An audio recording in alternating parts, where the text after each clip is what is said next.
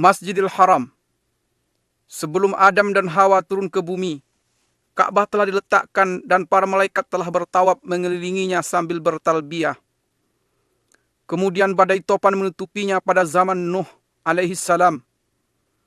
Tatkala yang maha tinggi dan kuasa menghendaki manusia kembali kepada cahaya kebenaran, Dia perintahkan Nabi Ibrahim alaihi salam untuk membawa isteri beliau Hajar beserta putra beliau Ismail yang masih menyusuh ke lembah kosong yang kering dari air dan buah-buahan. Di sana keduanya beliau tinggal pulang. Sesampai di jalan beliau berdoa kepada Allah, "Wahai Rabb kami, sesungguhnya aku telah menempatkan sebahagian keturunanku di lembah yang tidak mempunyai tanam-tanaman di dekat rumah Engkau, Baitullah, yang dihormati.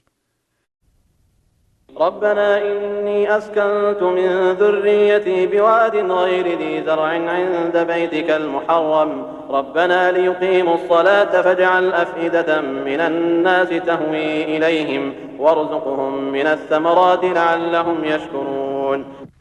Ya Rabb, kami yang demikian itu agar mereka mendirikan salat, maka jadikanlah hati sebagian manusia cenderung kepada mereka, dan beri rezekilah mereka dari buah-buahan, mudah-mudahan mereka bersyukur. Sebagai pengabulan doa Nabi Ibrahim, terpancarlah air Zam-Zam, mata air suci untuk Ismail dan ibunya Hajar. Tatkala kabilah-kabilah mengetahui hal ini, mereka segera datang ke tempat air dan kesucian. Adapun Bani Al-Amalik, mereka menetap di atas bukit Qaiqu'an setelah mendapatkan izin dari Hajar alaihissalam. Ketika Ismail alaihissalam menginjak dewasa dan balik, ia dinikahkan dengan Imarah, putri kepala suku Bani Al-Amalik. Di saat kabilah Jurhum datang, tinggallah mereka di celah Al-Wad. Setelah beberapa tahun, Allah mengizinkan nabinya Ibrahim alaihissalam untuk berkunjung ke lembah tersebut di atas. Di sana beliau menanyakan tentang keadaan Ka'bah dan istri beliau. Dikarenakan beliau mendapat istri, anaknya tidak bijak dalam berkata-kata, maka beliau memerintahkannya untuk menyampaikan salam kepada suaminya tatkala pulang, dan memerintahkan agar sang suami merubah pintu gerbangnya. Ismail pun paham akan maksud perkataan ayahnya. Lantas beliau ceraikan wanita tersebut. Tatkala mendengar berita itu, Bani Jurhum segera mengejar kemuliaan pernikahan dengan Nabi Ismail alaihissalam. Dari pasangan inilah akhirnya terlahir kabilah-kabilah Arab yang paling terpandang. Allah menunjukkan kepada Nabi Ibrahim alaihissalam tempat didirikannya Ka'bah dan menentukan sudut-sudutnya. Allah Ta'ala berfirman yang artinya, وَإِذْ بَوَّأْنَا لِإِبْرَاهِيمَ مَكَانَ الْبَيْتِ أَلَّا تُشْرِكْ بِي شَيْئًا وَطَهِّرْ بَيْتِيَ لِلطَّائِفِينَ وَالْقَائِمِينَ وَالرُّكَّعِ السُّجُودِ.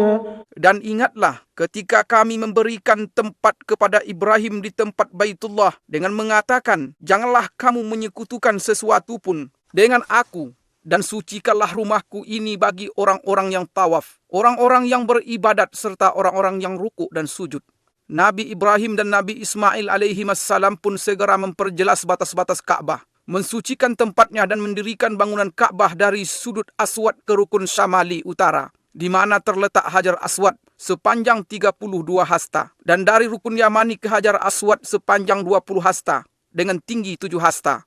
Kemudian keduanya meletakkan Hajar Aswad pada tempatnya dan melakukan tawaf dengan berkeliling 7 putaran. Lantas mereka mulai mengajak manusia ke rumah pusaka ini untuk beribadah kepada Allah dan mensucikan diri dari dosa-dosa dunia. Jatuh hatilah umat manusia ke rumah Allah Baitullah ini dan mereka berlomba-lomba untuk mengunjunginya.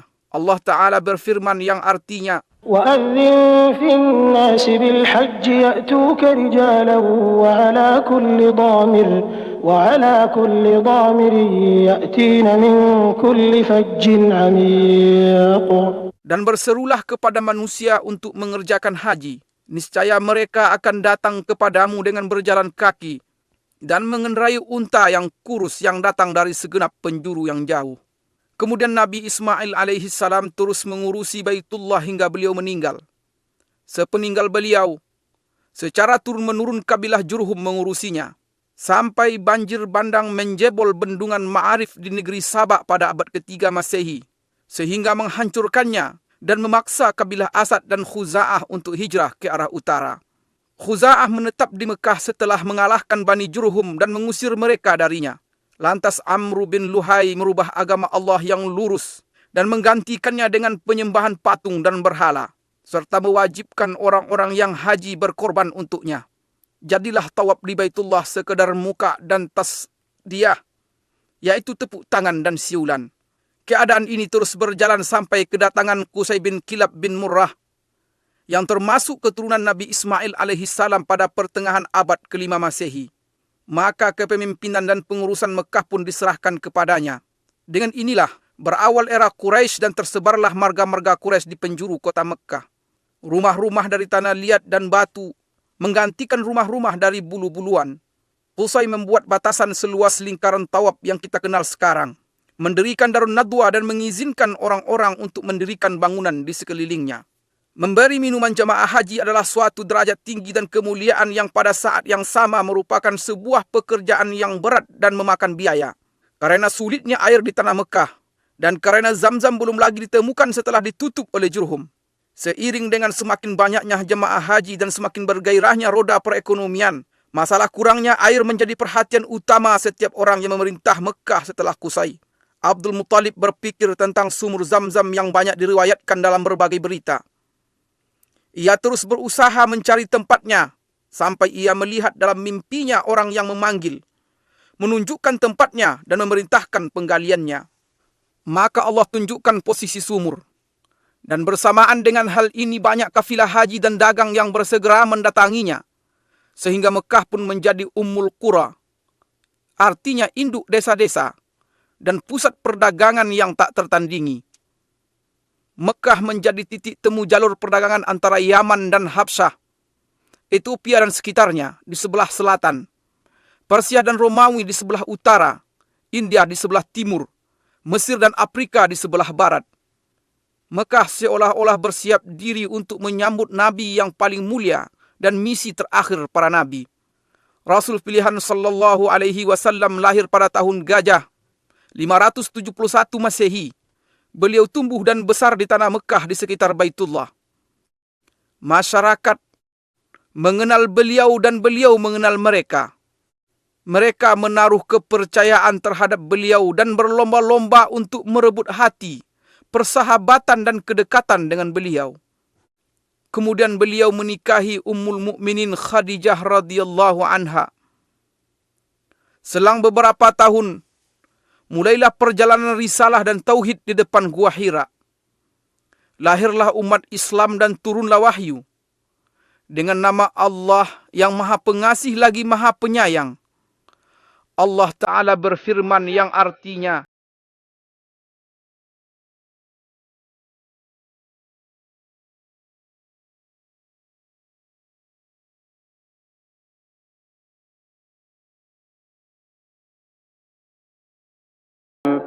bacalah dengan menyebut nama Rabbmu yang menciptakan. Dia telah menciptakan manusia dari segumpal darah. Bacalah, dan Rabbmu lah yang paling pemurah, yang mengajar manusia dengan perantaraan pena. Dia mengajarkan kepada manusia apa yang tidak diketahuinya. Mulailah cahaya dakwah di Mekah memenuhi relung hati bangsa Arab selama 13 tahun. Dan meluncurlah anak panah kedengkian pada Rasulullah SAW. Dakwah beliau dan para sahabat beliau yang terkadang berwujud rayuan dan ada kalanya berbentuk ancaman, penyiksaan, embargo dan intimidasi. Allah pun mengizinkan Nabi SAW untuk berhijrah. Orang-orang musyrik bertekad untuk membunuh beliau.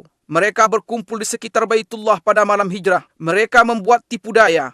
Namun Allah juga membuat tipu daya, dan Allah adalah sebaik-baik yang bertipu daya. Allah Subhanahu wa Ta'ala berfirman yang artinya, وَجَعَلْنَا مِنْ بَيْنِ أَيْدِيهِمْ سَدًّا وَمِنْ خَلْفِهِمْ سَدًّا فَأَغْشَيْنَاهُمْ فَهُمْ لَا يُبْصِرُونَ. Dan kami adakan di hadapan mereka dinding, dan di belakang mereka dinding, dan kami tutup mata mereka sehingga mereka tidak dapat melihat. Keluarlah Rasulullah SAW dari Mekah dengan ditemani Abu Bakar As-Siddiq radhiyallahu anhu menuju Yasrib dengan selamat. Meskipun jalan ke Yasrib adalah arah utara, mereka mengambil jalan ke arah selatan Mekah. Di perjalanan, Rasulullah sallallahu alaihi wasallam menoleh ke negeri tempat beliau menghabiskan masa kecil dan awal dakwah beliau sebagai perpisahan dari seorang yang sangat mencintai Baitullah Al-Haram. Kemudian keduanya berjalan bersama sejauh 10 km hingga sampai di Gunung Sur. Lantas naik sampai di Gua Sur untuk istirahat dan bersembunyi. Abu Bakar radhiyallahu anhu sangat mengkhawatirkan nyawa Nabi Muhammad sallallahu alaihi wasallam. Di lain pihak beliau sallallahu alaihi wasallam tidak terbebani dengan hal ini. Beliau berkata, "Wahai Abu Bakar, apa pendapatmu tentang dua orang yang Allah menjadi yang ketiga bagi keduanya?" Allah Ta'ala berfirman yang artinya, إلا تنصروه فقد نصره الله إذ أخرجه الذين كفروا ثاني اثنين إذ هما في الغار إذ يقول لصاحبه لا تحزن إن الله معنا.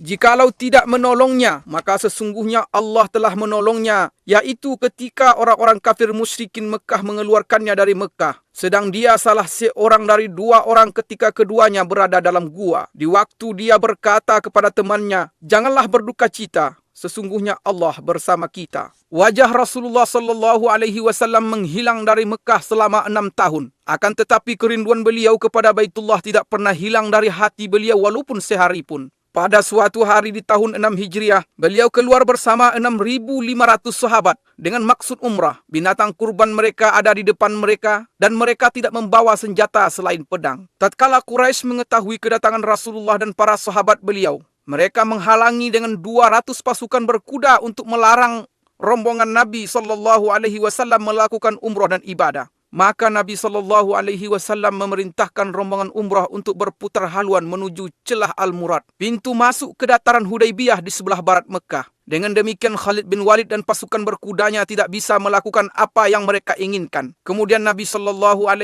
mengirimkan utusan kepada Quraisy untuk meminta agar diizinkan umrah. Utusan ini kembali dengan terlambat dan diisukan bahwa mereka telah dibunuh agar tersebar desas-desus dan kekacauan. Maka di bawah pohon Ar-Ridwan di Hudaybiyah, penyeru kaum muslimin menyerukan kepada baiat Rasulullah SAW untuk memerangi Quraisy. Kala itu, gentarlah Quraisy dan mereka mengumumkan keinginan mereka untuk berdamai dengan kaum muslimin dengan syarat-syarat yang diterima oleh Rasulullah SAW. Akhirnya kaum muslimin pulang dengan perjanjian Hudaybiyah untuk melakukan umrah pada tahun yang akan datang. Pada tahun ke-8 Hijriah, Quraisy melanggar perjanjian. Maka Rasulullah SAW memerintahkan umat Islam untuk ke Mekah dalam 4 pasukan. 1 pasukan pembuka, 1 pasukan berputar dari arah bawah Mekah di sekitar Jabal Umar. Pasukan ketiga masuk dari arah barat melalui puncak Bukit Uaikan. Dan yang keempat berjalan sejajar dengan Jabal Hindi. Rasulullah SAW memerintahkan pemasangan bendera perang di perbatasan arah depan Masjidil Haram. Akan tetapi penaklukan Mekah berakhir tanpa perang dan Mekah pun kembali aman. Kembalilah para ahli ibadah melakukan rutinitasnya di Baitullah dan kembalilah generasi tauhid di Mekah. Patung dan berhala kesyirikan tumbang di segenap penjuru Mekah. Mulai saat itu Mekah masih terus merasakan nikmat bendera tauhid La ilaha illallah Muhammad Rasulullah. Kemudian dilakukan lagi pembatasan tanah haram Mekah sebagaimana telah dilakukan oleh Nabi Ibrahim alaihissalam atas petunjuk Jibril alaihissalam. Sampai saat ini batas-batas ini masih jelas ditandai dengan tanda yang tidak boleh dimasuki oleh selain Muslim. Batas-batas ini adalah 1. Tan'im yang terletak 6 km dari utara Mekah. 2. Wadi Nakhlah yang terletak di sebelah timur laut Mekah sejauh 14 km. 3. Adha letaknya 12 km dari arah selatan Mekah. 4. Sumaisi yang merupakan batas tanah haram di sebelah barat dan terpisah dari Mekah sejauh 15 km. Di dalam Al-Quranul Karim, Mekah Al-Mukarramah disebut di beberapa ayat dengan nama yang berbeda-beda. Di antara nama-nama ini adalah 1. Al-Baladul Haram, artinya tanah haram. Allah Subhanahu wa Ta'ala berfirman yang artinya, "Aku hanya diperintahkan untuk menyembah Rabb negeri ini, yang telah menjadikannya haram dan kepunyaannya lah segala sesuatu."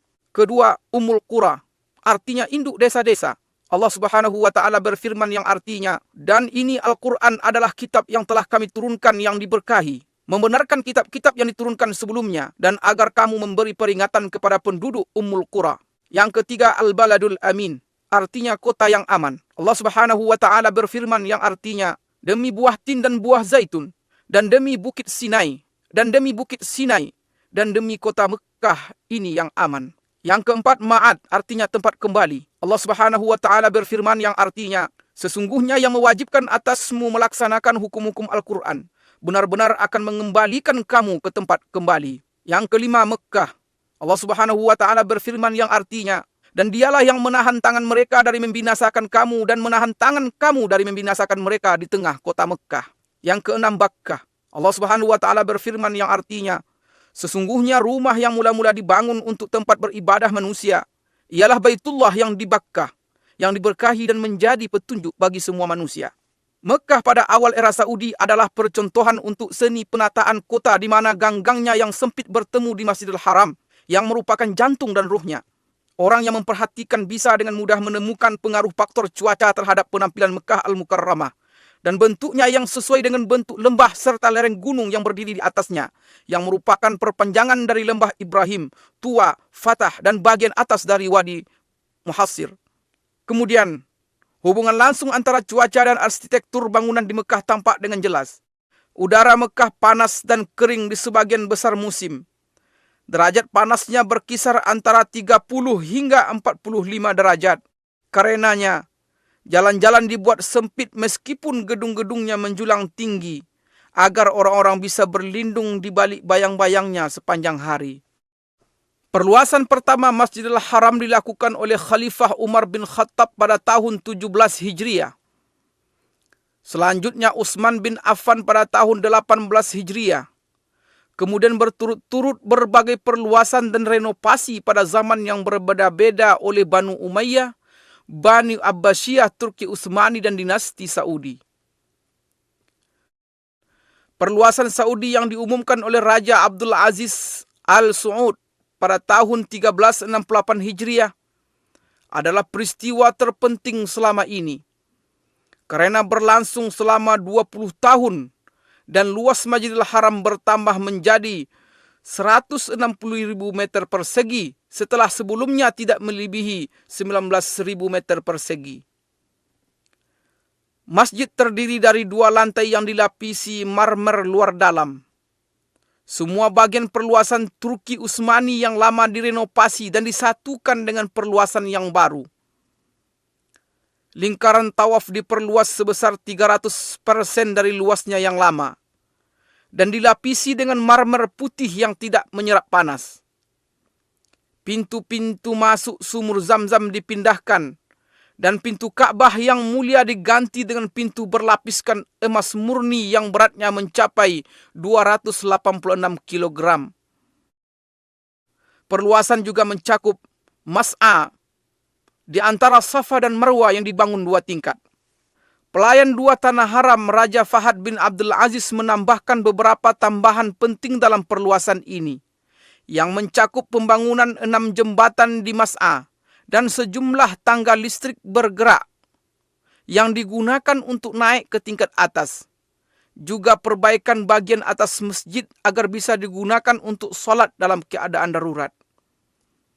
Pada masa ini, di mana jumlah umat Islam mencapai 1 miliar jiwa dan transportasi begitu mudah bagi jutaan di antara mereka, perluasan Masjidil Haram dan Masjid Nabawi memiliki arti penting yang tidak ada tandingannya sepanjang sejarah. Perluasan yang dilakukan pelayan 2 tanah haram Raja Fahad bin Abdul Aziz adalah jawaban langsung dalam menyambut jumlah jamaah haji yang terus bertambah. Maka pada tanggal 2 Safar 1409 Hijriah, pelayan 2 tanah haram meletakkan batu pertama proyek perluasan Masjidil Haram di Mekah Al-Mukarramah dengan anggaran sebesar 6,8 miliar rial Saudi dan mencakup halaman Suq Saghir, yaitu pasar kecil di sebelah barat masjid.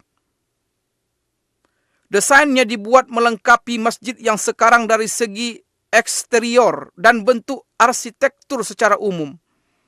Bangunan perluasan ini meliputi 1 pintu gerbang utama, 14 pintu kecil ditambah pintu-pintu masuk yang ada sekarang. Juga 2 buah menara setinggi 180 meter yang desainnya menyerupai 7 menara yang lain. Ditambah lagi pembangunan 2 bangunan untuk eskalator. 1 di arah selatan dan 1 lagi di utara, untuk memudahkan jemaah haji dan jemaah solat. Halaman yang mengelilingi Masjidil Haram disiapkan sedemikian rupa dan berlantaikan marmer putih yang memantulkan panas. Dengan demikian Masjidil Haram bisa memuat hampir 1 juta orang. Pemandangan Masjidil Haram pada 10 hari terakhir bulan Ramadan tidak tertandingi oleh pemandangan sepanjang tahun. Karena pada saat itu ada salat tarawih dan tahajud, di mana tangan-tangan menengadah dengan khusyuk. Hati-hati yang penuh harap dan air mata yang tertumpahkan, semua mengharap ampunan Tuhan.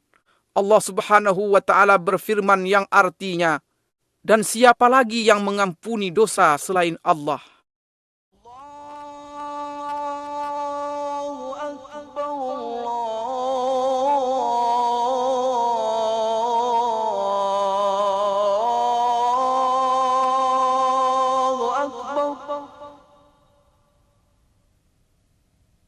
أشهد أن لا إله إلا الله.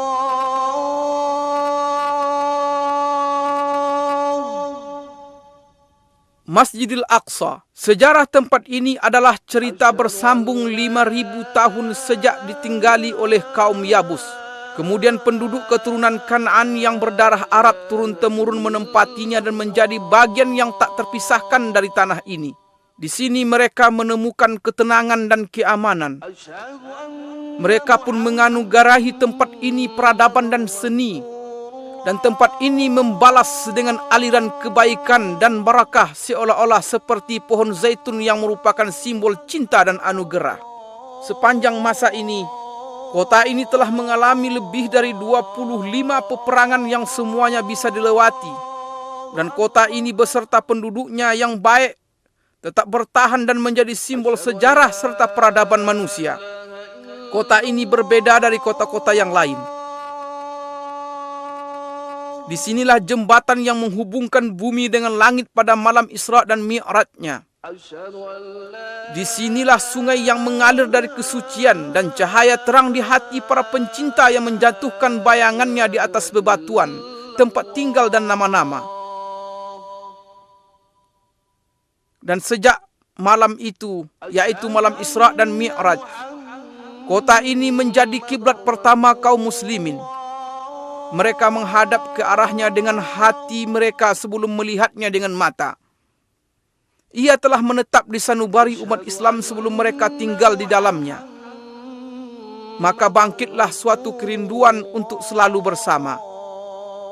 Di sini dan dari Gunung Al-Mukabbir di tahun 636 Masehi, Khalifah Umar bin Khattab melontarkan takbir bersejarahnya,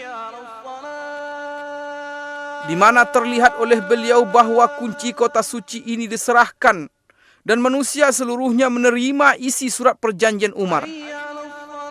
Sejarah masih terus teruji dengan panasnya rangkaian peristiwa, dan kota suci ini pada masa Islam mengalami puncak kemajuannya dalam peradaban dan peran kemanusiaan. Bagaimana tidak? Sedangkan penakluknya yang pertama, Nabi Muhammad SAW bersabda, "Satu golongan dari umatku akan terus berada di atas kebenaran. Mereka menang dan unggul atas musuh-musuh mereka. Orang yang menyelisihi mereka tidak membahayakan mereka.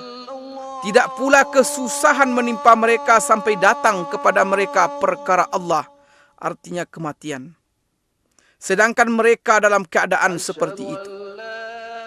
Para sahabat bertanya, "Di manakah mereka wahai Rasulullah?"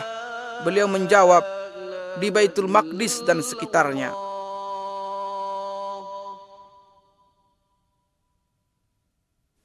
Al-Aqsa atau Tanah Kudus yang mulia, luasnya mencapai 146 dan ini mencakup semua bagian yang terletak di dalam pagar Masjidil Aqsa yang diberkahi.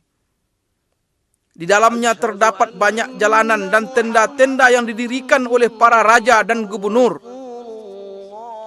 serta banyak jalan air, dan yang paling terkenal jalan air Qaitbay, serta lebih dari 25 sumur air tawar.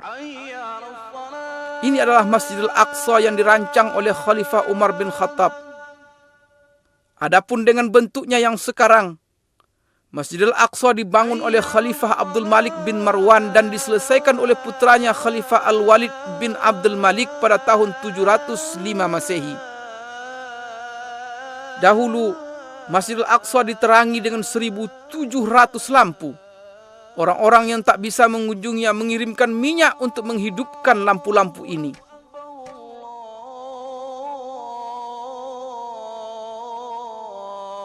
Di tempat ini terdapat kubah-kubah indah yang mendunia, yaitu Masjid Qubbatus Sakhra yang disepakati oleh semua ahli sejarah sebagai bangunan paling indah di atas muka bumi. Pembangunannya diawasi oleh dua insinyur Palestina, Raja bin Haya dari Baisan dan Yazid bin Salam dari Al-Qudus, Yerusalem pada tahun 691 Masehi di masa pemerintahan Khalifah Abdul Malik bin Marwan. Dan tangan-tangan terampil telah mengukir surat Yasin yang merupakan jantung Al-Quran di jantung Palestina yang terus berdetak dengan tauhid sepanjang zaman.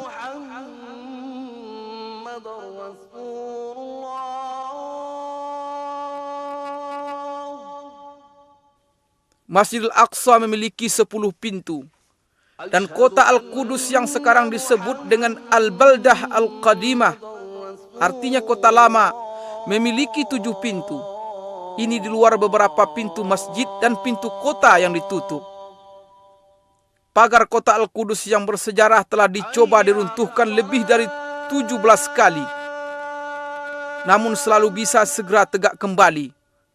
Renovasi terakhir dilakukan pada masa Sultan Sulaiman Al-Qanuni di tahun 1536 Masehi.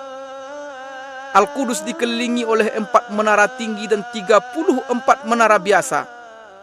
Di sini, di setiap jengkal dan pojok terdapat barakah, ketinggian dan keindahan menara-menara yang ramah dengan panggilan langit. Kubah-kubah yang tersohor di jalan-jalan ketinggian. Mihrab-mihrab yang salat di dalamnya tidak menunjukkan selain kesucian. Dan tempat-tempat duduk yang mengingatkan kepada orang-orang berbudi. Pada tanggal 30 Juli 1980 Masehi, Perdana Menteri Israel dengan kesepakatan partainya mengeluarkan keputusan menjadikan Al-Qudus sebagai ibu kota Israel untuk selamanya. سندافع عن المدينة الثالثة في الإسلام بكل ما تستطيع ولن تبخل عليها بدم. Kita akan pertahankan kota ketiga Islam ini dengan segala kemampuan dan tidak akan keberatan untuk menumpahkan darah karenanya. Di saat umat Islam kehilangan ingatan, saat itulah Al-Qudus akan hilang. Dahulu selama 100 tahun Masjidil Aqsa dirubah menjadi perkantoran. Masjid Qubbatus Sakhra dirubah menjadi gereja. Musalla Al-Marwani menjadi kandang kuda. Suara azan tak terdengar lagi. Hingga Allah berkehendak menyiapkan orang yang mengeluarkan kota yang berharga ini dari kotoran, kelaliman dan penjajahan. Datanglah Salahuddin Al-Ayyubi memasuki Al-Qudus setelah perang Hittin pada tahun 1187 Masehi dengan mengangkat bendera tauhid untuk bersujud dan bersujud bersamanya pasukan penakluk yang berjaya mengalahkan berbagai rintangan yang telah menghalangi junjungan kita Nabi Muhammad SAW dan kejayaan beliau.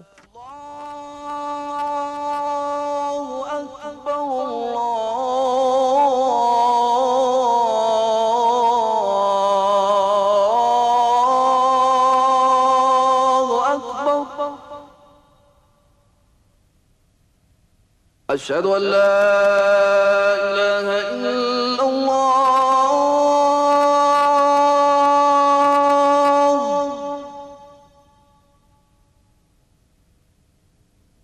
أشهد أن لا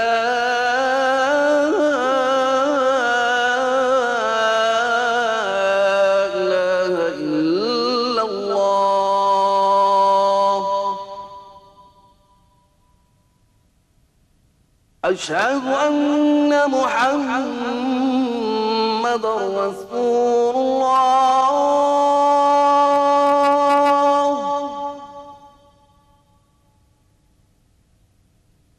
أشهد أن محمد رسول الله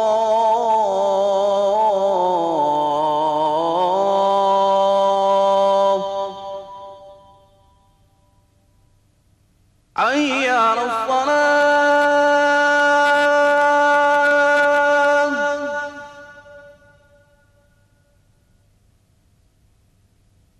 حي على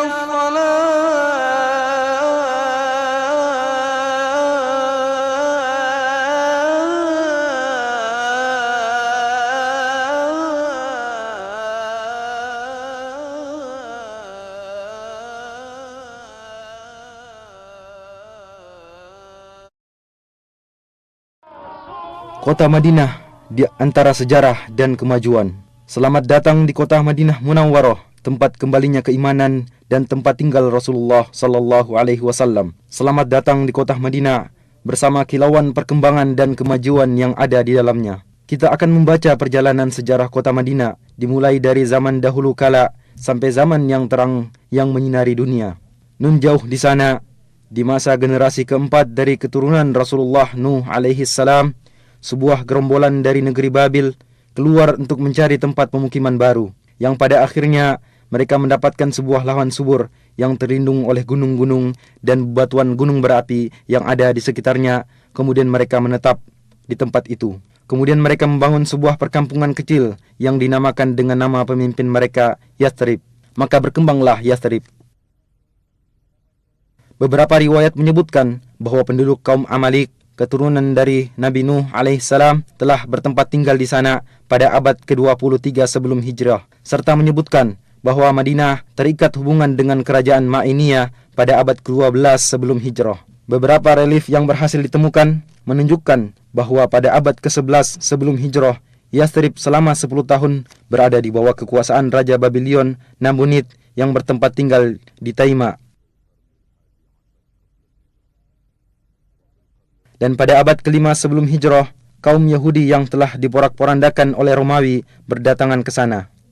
Dan pada abad ke-3 sebelum hijrah, suku Aus dan Khazraj pada berdatangan dari Yaman dan juga ikut menetap di Yathrib. Dan sepanjang abad yang lalu, berdatangan pula beberapa suku yang berdekatan, baik dengan berombongan ataupun secara perorangan. Maka terbentuklah sebuah masyarakat yang beraneka ragam, sebuah masyarakat petani yang ulet.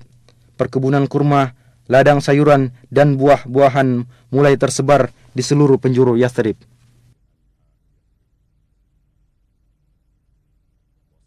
Sehingga kafilah-kafilah dagang yang berpindah-pindah antara negeri Syam dan Yaman singgah di sana untuk membekali diri dengan airnya yang jernih dan kurmanya yang istimewa, serta untuk melakukan tukar-menukar barang dagangan dengan penduduknya.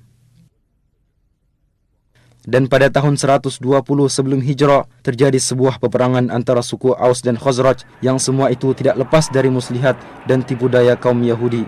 Peperangan yang terjadi berkali-kali yang dikobarkan oleh rasa iri dan dendam menjadikan kehidupan menjadi kacau dan menyebabkan kebanyakan orang merasa jemu dengan keadaan yang ada, sehingga mereka dengan penuh rasa sabar menunggu terjadinya sebuah perubahan. Benih jalan keluar dan perubahan mulai muncul pada tahun ketiga sebelum hijrah, ketika pada musim haji beberapa orang dari suku Khazraj bertemu dengan Rasulullah sallallahu alaihi wasallam. Kemudian beliau sallallahu alaihi wasallam mendakwai mereka untuk memeluk agama Islam dan membacakan beberapa ayat-ayat Al-Qur'an kepada mereka. Akhirnya sebagian mereka mengatakan kepada sebagian yang lainnya, "Wahai kaumku, ketahuilah demi Allah, sungguh dia adalah nabi yang dijanjikan oleh orang-orang Yahudi dan jangan sampai mereka mendahului kalian kepadanya." Kemudian mereka berkata kepada Rasulullah sallallahu alaihi wasallam, "Kami tinggalkan kaum kami dan di antara mereka sedang terjadi permusuhan dan perpecahan yang sangat dahsyat. Mudah-mudahan Allah Subhanahu wa taala denganmu mempersatukan mereka." Kemudian mereka kembali ke kota Yathrib dalam keadaan beriman. Pada tahun berikutnya, 10 orang dari suku Khazraj dan 2 orang dari suku Aus berjumpa dengan Rasulullah sallallahu alaihi wasallam. Kemudian mereka menyatakan keislaman dan membaiat Rasulullah baiat Aqabah pertama. Rasulullah sallallahu alaihi wasallam mengutus Mus'ab ibnu Umair bersama mereka untuk mendakwai penduduk Yathrib baik di rumah-rumah mereka atau di perkebunan untuk memeluk agama Islam. Dan akhirnya berkat usahanya sebagian mereka mendapatkan hidayah, di antaranya sebagian pemimpin suku Aus dan Khazraj. Pada musim haji berikutnya 70 orang berangkat menemui Rasulullah sallallahu alaihi wasallam untuk membaiat beliau pada baiat Aqabah kedua. Mereka mengajak Rasulullah sallallahu alaihi wasallam dan para sahabatnya untuk berhijrah dari Mekkah ke Madinah untuk bersama-sama membangun masyarakat Islam pertama. Kemudian kaum muslimin mulai berhijrah menuju kota Madinah. Berikutnya Rasulullah sallallahu alaihi wasallam dan sahabatnya Abu Bakar As-Siddiq berangkat berhijrah, yang mana beliau bagaikan bulan purnama yang datang menerangi kota Madinah.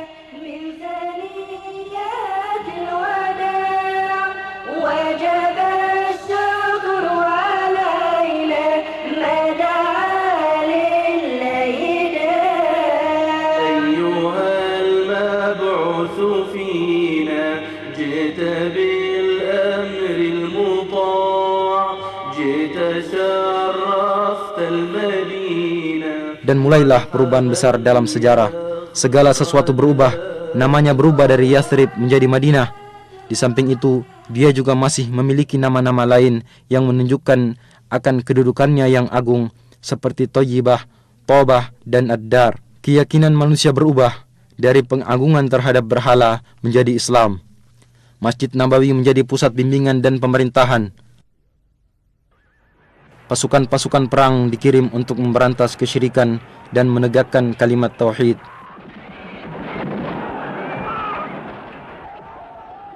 Pada tahun kedua Hijriah, di tempat sejauh 160 km dari kota Madinah, terjadi perang Badar. Kaum musyrikin berhasil dikalahkan, bahkan pembesar dan pemimpin mereka terbunuh, sehingga menimbulkan niat dari mereka untuk membalas dendam. Dan pada bulan Syawal tahun ketiga Hijriah, mereka menuju ke kota Madinah. Kedua belah pihak bertempur di bawah gunung Uhud. Kaum muslimin berperang dengan gagah berani. 70 orang dari mereka gugur syahid, di antaranya Hamzah paman Rasulullah sallallahu alaihi wasallam. Dan akhirnya kaum musyrikin mundur dan kembali ke kota Mekkah. Dan pengiriman pasukan dan peperangan yang terus-menerus menyebabkan kaum musyrikin tersakiti, sehingga suku Quraisy bersekutu dengan suku musyrikin lainnya. Dan pada tahun kelima Hijriah, mereka kembali berangkat menuju ke kota Madinah dengan harapan mampu menghancurkan masyarakat Islam.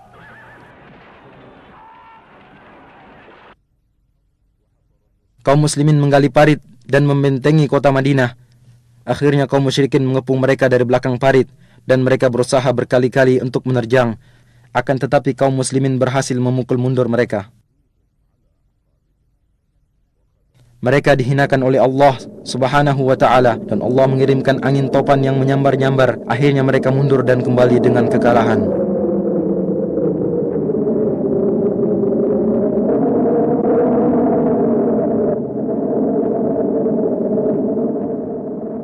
Sepanjang masa Nabi sallallahu alaihi wasallam, kemudian zaman Khulafaur Rasyidin, Madinah merupakan ibu kota negara Islam yang luas.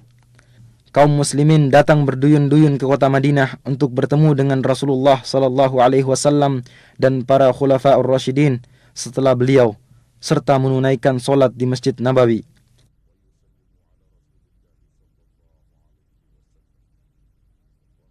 Bersamaan dengan bertambahnya masyarakat Islam, maka dirasakan perlunya perluasan Masjid Nabawi. Pada tahun ke-7 Hijriah, Rasulullah sallallahu alaihi wasallam melakukan perluasan masjid untuk pertama kalinya. Kemudian pada tahun ke-17 Hijriah, Khalifah Umar ibn Khattab melakukan perluasan dengan merenovasi bangunan seperti bentuknya semula.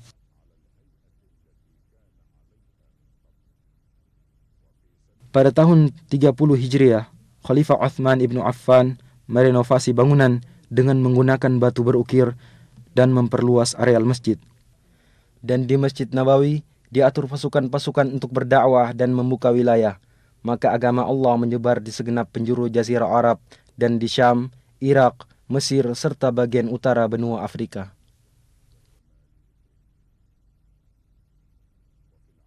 Di zaman Umawi, pemerintahan dipindahkan ke kota Damaskus, dan bersamanya pindah pula lah denyut kehidupan politik dan gejolaknya. Madinah telah menjadi sebuah wilayah pemerintahan yang tenang.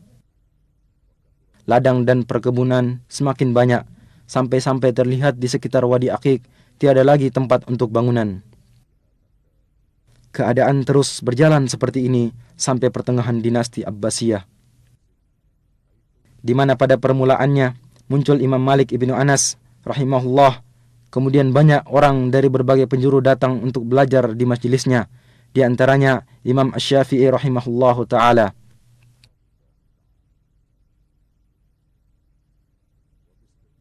Dengan pengecualian fitnah dan gejolak yang terjadi pada abad pertama dan kedua, Madinah adalah sebuah kota yang tentram dan penuh dengan nuansa ilmu. Kaum muslimin berbondong-bondong datang ke kota Madinah untuk menunaikan solat di Masjid Nabawi.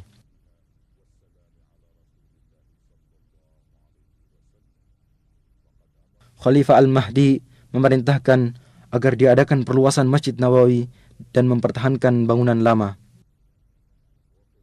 Dan pada abad ketiga Hijriah, mulailah muncul kemerosotan dalam berbagai aspek kehidupan, di mana bangunan-bangunan berkurang, istana-istana yang terletak di Aqiq mulai ditinggalkan, dan keamanan menjadi kacau. Sering terjadi perampasan terhadap kafilah-kafilah dagang. Kota Madinah menyusut hingga terbatas dalam pagar kota yang dibangun pertama kali pada tahun 263 Hijriah. Beberapa kali pagar kota dibangun dan diperluas hingga mencakup perluasan kota yang masih sangat terbatas. Demikianlah keadaan kota Madinah yang mengalami masa pasang surutnya hingga abad ke-10 Hijriah. Pada tahun 578 Hijriah, di saat perang salib sedang berkecamuk, salah seorang pemimpin salib yang bernama Arnaud mengirimkan sebuah pasukan dengan menggunakan kapal. Mereka bersembunyi-sembunyi menuju ke Laut Merah, kemudian mendarat di Yambo, kemudian menuju ke kota Madinah. Maka pasukan Salahuddin Al-Ayyubi rahimahullah mengejar mereka dan akhirnya berhasil menghadang mereka dalam jarak perjalanan 1 malam dari kota Madinah. Sebagian besar dari mereka berhasil dibunuh dan yang lainnya ditawan, dan Allah masih tetap menjaga kota Madinah dari kejahatan mereka. Pada tanggal 5 Rajab tahun 654 Hijriah, sebuah gunung besar yang terletak di sebelah timur kota Madinah meletus dan mengalirkan sebuah sungai lahar ke arah barat menuju ke kota Madinah. Lalu dengan takdir Allah Ta'ala menyimpang ke arah utara. Gunung tersebut terus memuntahkan laharnya sekitar 3 bulan lamanya. Pada tahun 886 Hijriah, kobaran api yang disebabkan oleh sambaran petir melahap bangunan Masjid Nabawi dan menghancurkan sebagian besar dari bangunan masjid. Akan tetapi kamar Nabi selamat dari lalapan api. Kemudian atas dana dari Sultan Qutbai, bangunan Masjid Nabawi dikembalikan lagi. Sebagaimana juga dibangun beberapa sekolahan dan tempat-tempat belajar mengaji yang mengumpulkan ulama, para penuntut ilmu, dan orang-orang yang tinggal berdekatan. Pada abad ke-10 Hijriah, kota Madinah mulai dikuasai oleh dinasti Utsmani yang berlangsung selama 4 abad. Yang di sela-selanya, kota Madinah menyaksikan berbagai kejadian yang bermacam-macam, di antaranya yang paling besar, pembaharuan pagar kota, dan dibangunnya sebuah benteng yang kokoh lagi luas, dan ditugaskannya beberapa satuan pasukan guna menjaga keamanan. Dan sungguh penduduk Madinah telah mendapatkan manfaat dari hal tersebut. Keamanan terjaga, perampokan kafilah dagang menjadi berkurang. Kemudian mulailah kepemimpinan melemah dan terjadi perebutan kekuasaan antara panglima pemerintahan. Akibatnya keamanan menjadi kacau. Perampokan kafilah-kafilah dagang kembali terjadi, bahkan sampai terjadi di perbatasan kota Madinah. Di dalam kota Madinah sendiri terjadi kekacauan dan perpecahan, walau akhirnya berhasil diselesaikan. Pada tahun 1220 Hijriah, penduduk Madinah memberikan baiatnya kepada para da'i-da'i pembawa perbaikan dan bergabung dengan kerajaan Saudi pertama, dan selama 6 tahun mereka hidup penuh dengan rasa aman dan tentram. Kemudian Tulun Basha bin Muhammad Ali Basha berhasil merebut kota Madinah yang kemudian mengembalikannya lagi kepada kerajaan Utsmaniyah. Lalu pada tahun 1265 Hijriah dimulailah pembaharuan dan perluasan bangunan Masjid Nabawi yang menelan waktu 12 tahun, dan akhirnya muncullah sebuah bangunan baru yang indah dan unik.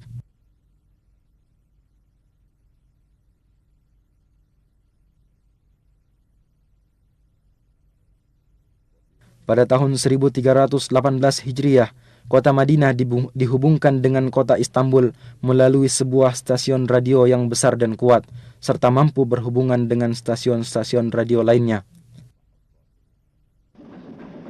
Dan pada tahun 1326 Hijriah, selesai dibangun jalur rel kereta api yang membentang dari kota Damaskus sampai ke kota Madinah, sehingga mengakibatkan terjadinya perubahan besar dalam kehidupan ekonomi, sosial, dan pembangunan. Jumlah penduduk meningkat dari 10.000 menjadi 80.000, kegiatan dagang berkembang pesat, dan kekayaan melimpah.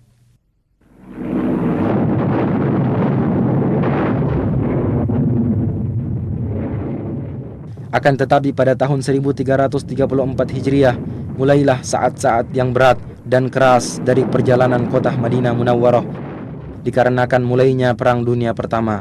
Pemimpin pasukan Utsmaniyah Fakhri Basha mengerahkan pasukan dalam jumlah besar di dalam kota Madinah dan di sekitarnya, serta membangun benteng-benteng di sekelilingnya. Pasukan Asy-Syarif Hussein beserta sekutunya mengadakan perlawanan guna menguasai kota Madinah dan membujuk penduduk Madinah untuk keluar dari Madinah, dan sebagian besar dari yang tersisa dipaksa untuk berhijrah, sehingga rumah-rumah dan perkampungan menjadi kosong dari penghuninya. Selama 3 tahun, orang-orang yang masih menetap tinggal di dalamnya diblokade, sehingga mereka mengalami kelaparan dan kekurangan pangan. Penderitaan ini berhenti dengan runtuhnya dinasti Utsmaniyah dan keluarnya pasukan Utsmaniyah dari kota Madinah pada tahun 1337 Hijriah. Dan orang-orang Bani Hashim menerima tampuk kepemimpinan atas kota Madinah. Maka selang beberapa waktu, kota Madinah kembali memulai sebagian gerak kehidupannya. Madinah menjadi sebuah negeri yang kecil, penduduknya tidak lebih dari 15.000 jiwa. Kemudian muncul kembali kekacauan dan perpecahan, serta kepemimpinan mulai melemah, terutama setelah terjadi bentrokan antara orang-orang Bani Hashim dengan pasukan kerajaan Saudi di tempat yang jaraknya tidak seberapa jauh dari kota Madinah. Jalan satu-satunya untuk keluar dari penderitaan adalah jalan At-Tauhid, jalan yang dipimpin oleh Raja Abdul Aziz Ibnu Abdurrahman Ali Saud, serta menyatukan kekuatan negeri yang terpisah-pisah di bawah sebuah kerajaan yang besar dan kuat.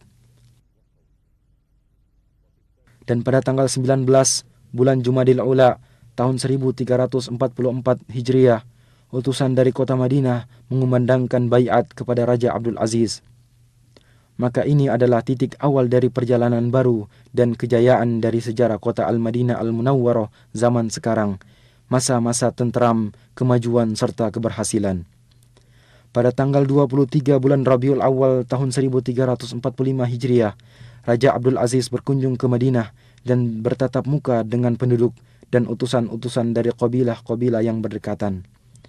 Dan pada tahun 1370 Hijriah, Raja Abdul Aziz memerintahkan untuk diadakan perluasan Saudi pertama. Maka dibelilah tanah-tanah di sekitar masjid dan serambi bagian utara dihancurkan. Kemudian dibangun kembali dan masjid diperluas lebih dari 6.000 meter persegi.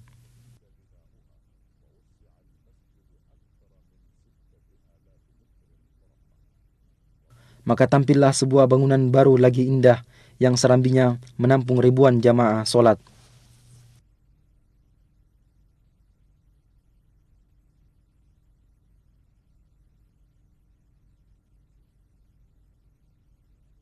Pembangunan mencakup areal yang luas, sehingga luas kota Madinah menjadi berlipat ganda.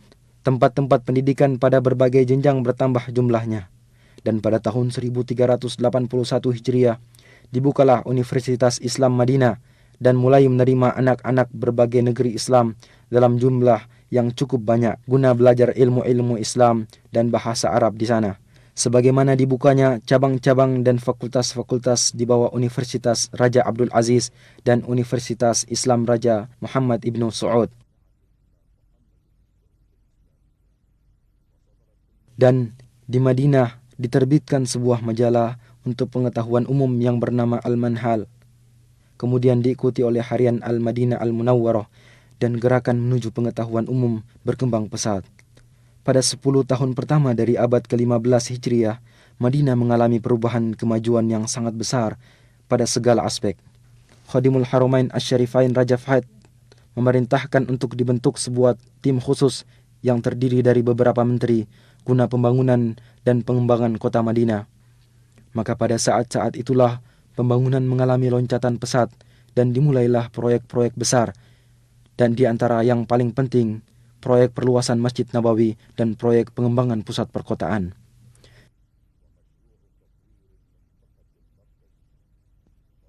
Dan pada tanggal 15 bulan Safar tahun 1405 Hijriah, Khadimul Haramain Asy-Syarifain meletakkan batu pertama untuk proyek tersebut, maka dimulailah pekerjaan pembangunan besar ini. Satu daerah pemukiman penduduk yang berada di sekitar masjid dibebaskan dan para pemilik gedung-gedung diberikan uang ganti rugi dengan penuh, bangunan-bangunannya dimusnahkan. Lalu mulailah penggalian pondasi yang dalam dan pemancangan tiang-tiang besar, yang akhirnya sedikit demi sedikit pembangunan masjid ini dapat diselesaikan. Selama 9 tahun, pekerjaan berjalan siang dan malam, tanpa harus mengganggu pelaksanaan ibadah solat di Masjid Nabawi tersebut. Dan bimbingan serta pengawasan dari Pangeran Abdul Majid Ibnu Abdul Aziz, Gubernur Madinah, memiliki peranan besar dalam pelaksanaan proyek ini secara mendetail.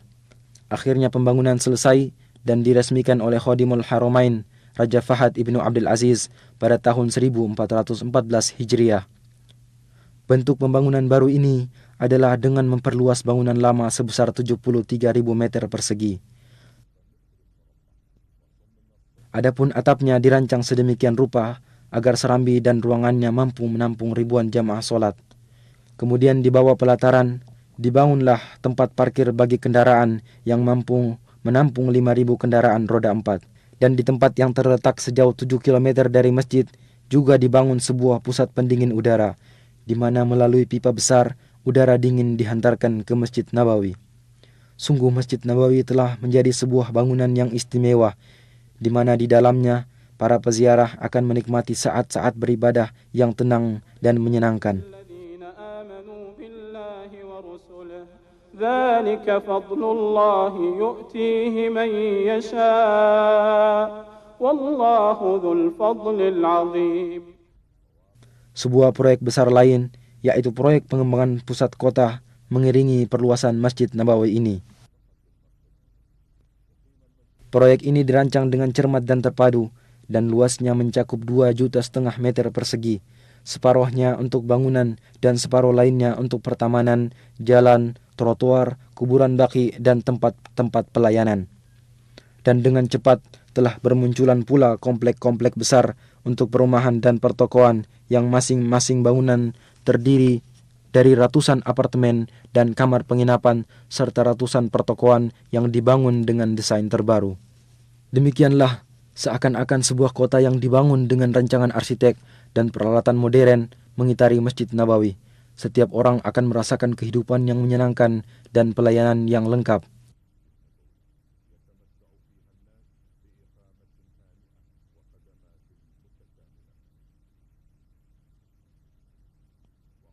Di samping itu, masih ada proyek lain, yaitu proyek pembangunan dan perluasan masjid-masjid bersejarah, dan yang paling pertama adalah masjid pertama kali dibangun dalam sejarah Islam, yaitu Masjid Quba.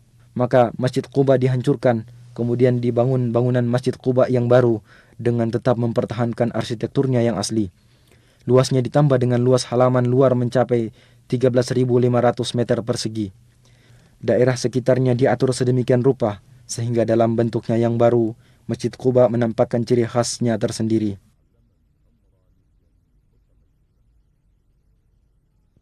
مسجد أسس على التقوى من أول يوم أحق أن تقوم فيه رجال يحبون أن يتطهروا والله يحب المطهرين. Dan di pintu gerbang masuk kota Madinah, tepatnya di daerah Dzul Khulaifah, terletak sebuah masjid kecil tua dan bersejarah, yaitu Masjid Miqat, tempat orang yang hendak haji atau umroh berihram. Khadimul Haramain Asy-Syarifain memerintahkan agar masjid tersebut diperbaharui dan diperluas. Maka dibangunlah masjid tersebut agar menjadi tempat ibadah sekaligus terminal yang lengkap bagi orang-orang yang hendak bepergian keluar kota Madinah.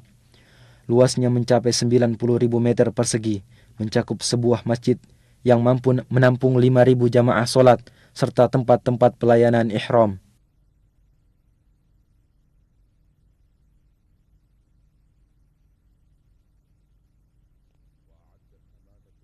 Dinas Tata Kota Madinah membuat perencanaan kota yang membagi kota atas 3 lapis lingkaran.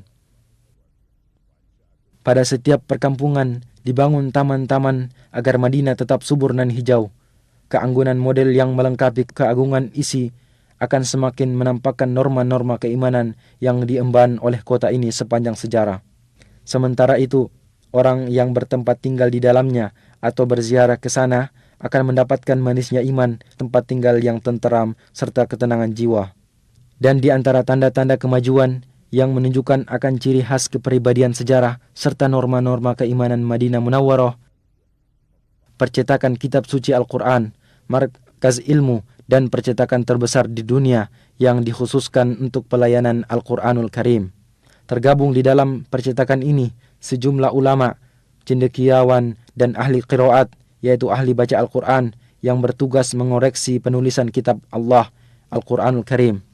Sementara itu, percetakan dilengkapi dengan alat-alat cetak termodern dan bertugas mencetak kitab suci Al-Quran beserta terjemahannya dalam berbagai bahasa umat Islam. Percetakan juga menyiapkan studio khusus untuk rekaman serta kaset dan piringan hitam untuk merekam bacaan Al-Quran. Percetakan ini sampai sekarang telah mempersembahkan lebih dari 130 juta mushaf Al-Quran beserta terjemahannya dalam berbagai ukuran. Sebagaimana telah mempersembahkan berjuta-juta kaset rekaman bacaan Al-Quran yang berbeda-beda serta membagikannya ke segala penjuru dunia dalam rangka mengemban misi pertama Islam yang dibawa oleh Al-Madinah Al-Munawwarah pada zaman Nabi, serta agar mengingatkan kita akan tugas agung yang diemban oleh sahabat di zaman Abu Bakar As-Siddiq, kemudian Uthman ibn Affan radhiyallahu anhuma, yaitu pengumpulan Al-Quran Karim serta penyatuan naskah dan penulisannya serta membagikannya kepada masyarakat Islam waktu itu.